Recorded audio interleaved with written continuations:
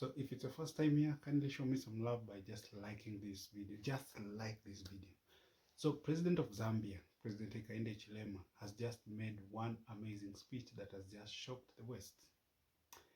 Now, the aim of the speech was President Hichilema wanted to show the West what Africa needs and what Africa doesn't need in matters sovereignty, in matters trade, in matters development. So let's listen to what President Hichilema is saying, then you can come back and analyze this video further. When we are in Beijing, we are not against Washington. Please, we don't want to be drawn into your geopolitics. We're too small. We're too small. We're too busy trying to take care of school children to sit on desks. They were sitting on the floor. Don't drag us into those issues. Just keep our world peaceful. You're the big guys who should assure global peace, security, and stability. And we can all benefit from that. But if you drag us into there, you create unnecessary pressures on us. So, I'm in Beijing. I'm not against Washington. We're not against London. We're not against Brussels. We're not against Berlin. We're not against Rome. No. We want to do business with Stockholm without worrying that Beijing will complain. We do genuine business with Stockholm, genuine business with, any of your countries. We have a single-mindedness here to grow our economy, create jobs for our people, business opportunities for them, increase treasury income. As you can see, January inflation is now down to 9.4%. These are the issues that matter to us. Lowering the cost of doing business so we can do more business with yourselves. I wanted to make this point once more, early into the 2026. We understand the issues between yourselves, but make our world safer. I want to confirm that Zambia signs up to a rules-based international order so that even small countries are protected. Zambia signs up to a rules-based global order. So we can predict what will happen if there's an issue. The uncertainty that surrounds us today is a concern to us. Please pass that message to your capitals. We can do better as a global community. We don't need conflict. What we need is development, colleagues. We don't need conflict. And so on the African Union, we're very active. Zambia is very active. And peace, security, stability. We're concerned about Eastern DRC. You all know that. We're concerned about many of our countries where there are trouble spots because we believe that instability anywhere is instability everywhere. Because it does affect us, and we talk of working together more. There's no question about that. We all know now, even global conflicts away from the African continent affect all of us through trade, through migration, unnecessary migration, and added costs, and so many things. So I really think that we need to continue working together there. We're looking ahead to before I say that, this country, we're involved on the African continent in the reform of the African Union. Actually, after this meeting, I have a meeting with President Ruto and a few of our colleagues who are tasked to look at the reform of the African Union itself. We cannot be talking about reforms in our individual countries when the body that that brings together is not reforming. So I'm here to say that we are concerned about some of the things that we do on the continent, and we're working together to look at how we can reform the African Union. Obviously, that also means reforms in the regional bodies, SADC, East African Community, West African Community, North Africa. I think those are the building blocks. But for us as a nation, we're driving reforms. So we're also saying we need reforms in SADC, we need reforms at the AU level, so that we can have complementarity. We can have convergence of what we call common things that need to be done across the continent. So, Kenyan High Commissioner, we have a session this morning. President Ruto is chairing that session. So That includes the issues around touching on the global financial reform architecture, especially the issue around the cost of capital that Africa has to pay more than any other continent.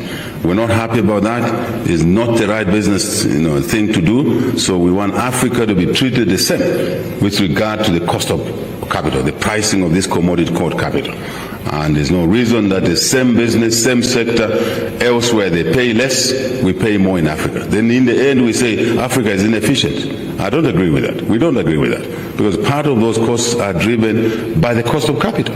So these are the sort of issues that we're talking about. And we would like to expand this area, as I talked about trade and investment together. But if we are injecting a higher cost of doing business in Africa, which is really brought on to us through the structuring of the cost of capital, we need to address that. And we want to see more volumes, more higher turnovers, and work more on volumes than margins. I think the capital, the margins, the spread is too much.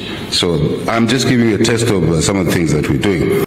So Africa needs better trading partners because we are not engaging in geopolitical wars. We are not supporting Asian countries or the West countries. For us, we just need partners whom we can trade fairly. Be it the Asians, that is China and Russia, be it the West.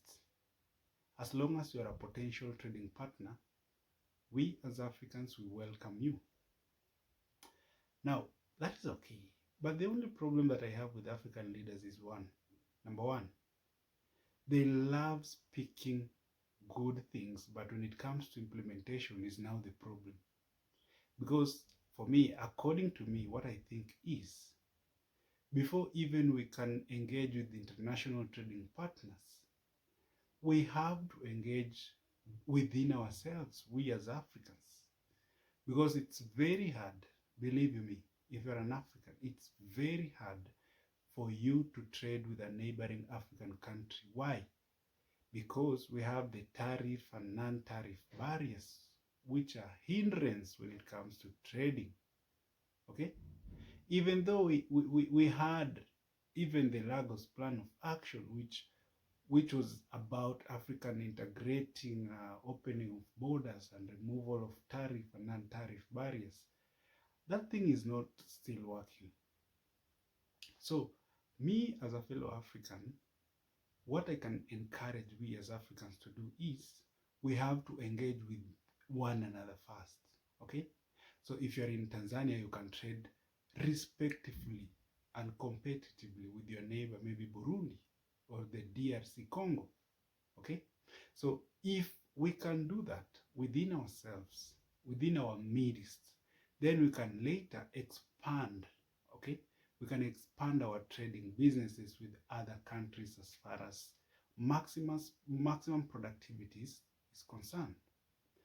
Again, another major problem is, even if you look at Africa as a continent, we have conflicts nearly everywhere in Africa. Conflicts. And these conflicts, they are making Africans not to trade meaningfully.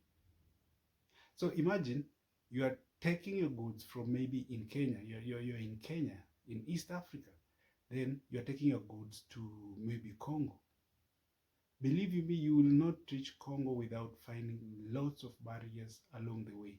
We have conflicts in Congo, that is the M23. We have barriers within East Africa that is hindering trade within East African community. And these are some of the things, the basic things that we have to deal with them first before engaging the international partners. Now, at the same time, we as Africans have to unite. Talk about coming up with one currency. And I'm very happy when it comes to what the Sahel region is doing, because the Sahel countries, that is Burkina Faso, Niger, and Mali, they've come together and they're trying to figure out how to come up with a bank of themselves, because they don't want to depend on foreign banks when it comes to matters development. So they are working on how to come up with a bank, and this bank will be funding mostly the projects that are within the Sahel region. This is what we want, we as Africans. Sometimes we talk much, but at the end of the day, we don't implement what we are saying. So we as Africans, we have to come up together, strategize, and have a very, very, very long-term plan, because some of these plans, we might not even see them actualizing. Why? Because these plans, they need to be long-term plans. For example, you cannot come up with an African currency just like that, like within a 1 year period and everyone is using a currency. No, that one is not possible. You see, for you to come up with a currency, it means you are pulling in countries with different economies, pulling them together. Then this can be even a strategy of 30 years for Africa to have one single currency. But as I usually say, this one can be done. This one can be done, and this one must be done. We as Africans must implement these strategies for us to be respected when it comes to global affairs. Because one of the main reasons why we as Africans are not respected in global affairs is because we as Africans are underdogs. We cannot trade meaningfully. Our currencies, 54. Imagine 54 currencies which are totally useless. Totally useless, because even the leaders don't trust these currencies. When you get an African leader who is stealing from the public, he normally steals in US dollars. He doesn't steal in African currency. Why? Because they don't even trust the currencies. So imagine having 54 African currencies which are meaningless, which are useless. So these are the things that we have to work around the corner to make sure they are straight before thinking about how we can integrate with the world meaningfully. Opening of borders, because it's very hard for an African citizen to travel to another African country. It's very hard. Visas everywhere. Flight tickets are very expensive. Actually, traveling within Africa is very expensive.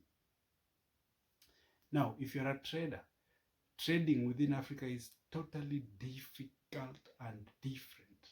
Why? Because we have barriers and tariffs everywhere. So all of these factors, when you put them together, they hinder African growth and development. And that is what President Hakainde Hichilema is trying to pinpoint to fellow African presidents. And these are the things that even the AU don't even talk about. I'm telling you the truth. AU doesn't even talk about what President Hakainde Hichilema is doing. Why? Because most of African leaders, for them, they are there just to make sure their pockets are full. They don't even care about Africans, the fellow Africans. They don't,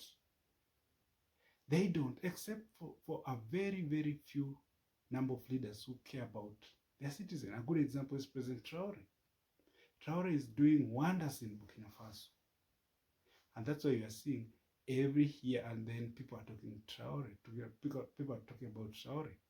People are talking about Traoré because Traoré is trying to move Burkina Faso to another level, to another orbit as far as human development is concerned. Now, these things can be done. They can be done. They must be done. We only need to speak one language. And we also need to elect individuals to these public offices, people who love their countries. Okay?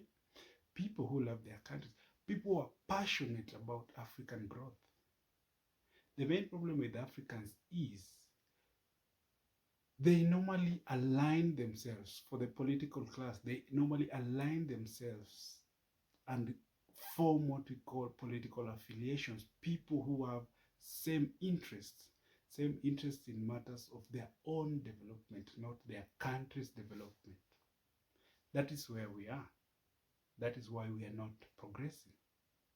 And when an African of this caliber is talking about development, and this is a president, it feels good because it shows that this person at the end of the day is trying to move his he's trying to move his agenda to the world, and is trying to encourage the young Africans to pursue what he's doing. So thank you for watching this video, and if it's your first time here, man, just subscribe to this channel. So as we think about African development, as we think about African growth, let us embrace Africanism. Let us try to open borders. Let us try to communicate using one language. And at the end of the day, we're gonna be successful. Thank you for showing up. See you next time.